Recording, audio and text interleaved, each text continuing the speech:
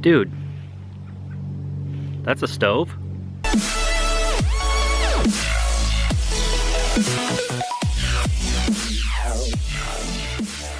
So last year I showed you the original Emberlit stainless steel, and a few videos back I showed you the titanium version of that stove. Both excellent stoves. Today we're going to take a look at the miniature version. This is the Emberlit FireAnt. It comes in this protective sleeve here, which also keeps the dirt from getting on the inside of your pack. Basically the same exact parts as the original, except you get one extra part here, and this is a shelf for being able to use like an alcohol burner or Esbit tablets and things like that. So it's a very versatile stove, and it's just an excellent size. I've really enjoyed using it.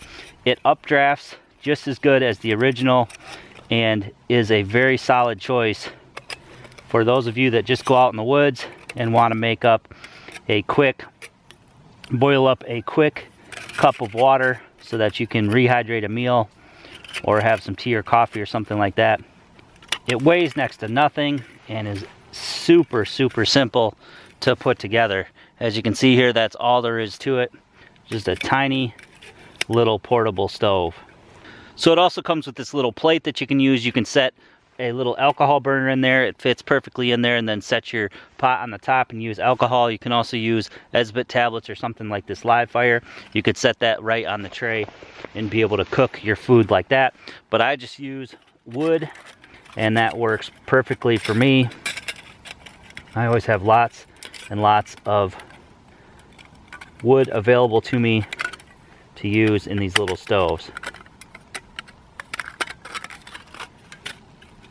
So size-wise here, you can see how they compare: the FireAnt on the right and the original on the left. Both super lightweight, both pack away super flat.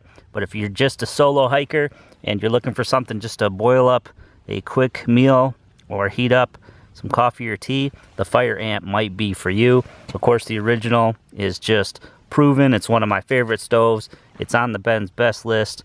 So both fantastic options for wood burning stoves. These stoves are very simple to use. All I do is just rough up some fine tinder. In this case, I'm just going to use some cedar bark. Just rough that stuff up a little bit.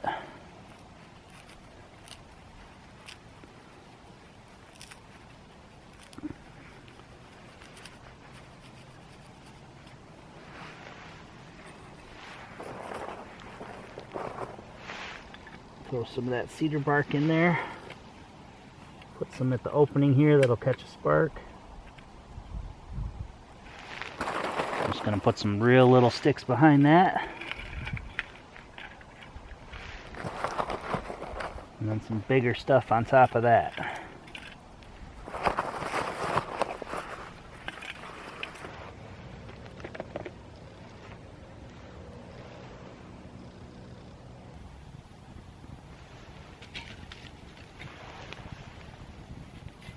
So once I've established a pretty good fire on the top, I can start just adding sticks into the bottom here, and then just continuously feed them in as they burn down. This stove, as I said, has got a tremendous updraft for even how small it is. It's definitely the most efficient and best smaller stove I have used. Usually when you get into these smaller stoves, they just don't work that well. You got to constantly play with them. And what I found from this is that you really just have to continuously feed the wood or push the wood in the bottom, and it works great. Just something about Emberlit's, you know, the holes, they've really taken a lot of time and perfected where to put the holes so that you get this tremendous updraft. So after you throw your pot on the top here, you can just continuously push these sticks in from the bottom, and it will give you plenty of fire to boil up your water or cook up your meal. It's very stable. Even for a small stove, it's very stable. Now obviously with the smaller stove you don't get as large of a cooking surface, so you know, you probably want to stick to the smaller pots. But for just a quick boil up, or especially for making a dehydrated meal, this is an awesome little stove. It's just updrafting so well that I can just continuously push this wood in here. And I can go ahead and add more wood. I find that the size of the hole here is perfect. Not too big, not too small. I rarely have to clean out the side ports, just like with the original.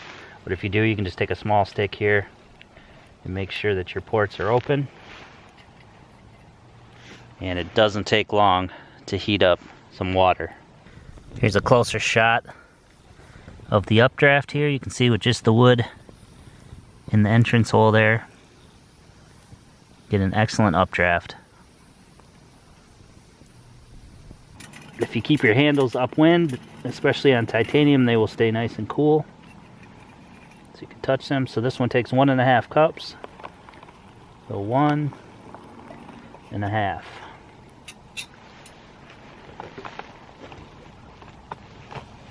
So you can see the coal base that you've built up there. That'll keep any wood that you put in the front going strong. If I were to pull out all this wood, I could stick in brand new wood and those coals would ignite it.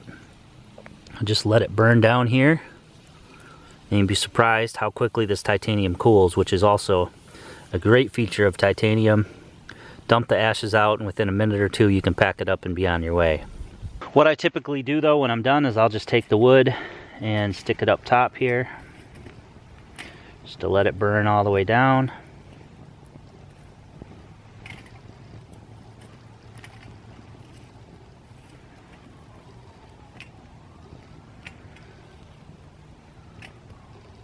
Even with all those hot ashes still in there, it's cool to the touch up top. So generally what I'll do is just take a little stick, stick it into one of the holes, and then dump the stove over. Get those hot ashes out of it and just set it to the side. And it'll take about 30 seconds to a minute, and you can disassemble it.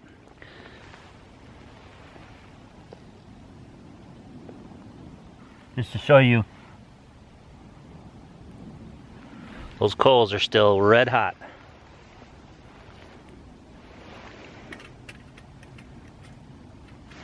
It's already cool enough to where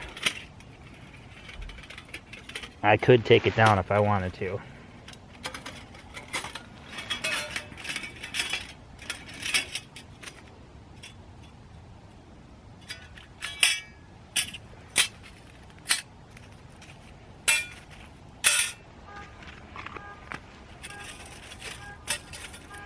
Just like that, ready to go. So I hope you guys enjoyed the video today. I'm going to leave some links below to where you guys can check out more information on Emberlit stoves, as well as purchase one for yourself. Be sure to share this video to anybody who might be interested on your social media. Make sure to give it a big thumbs up for me, and also click that red subscribe button below for more videos.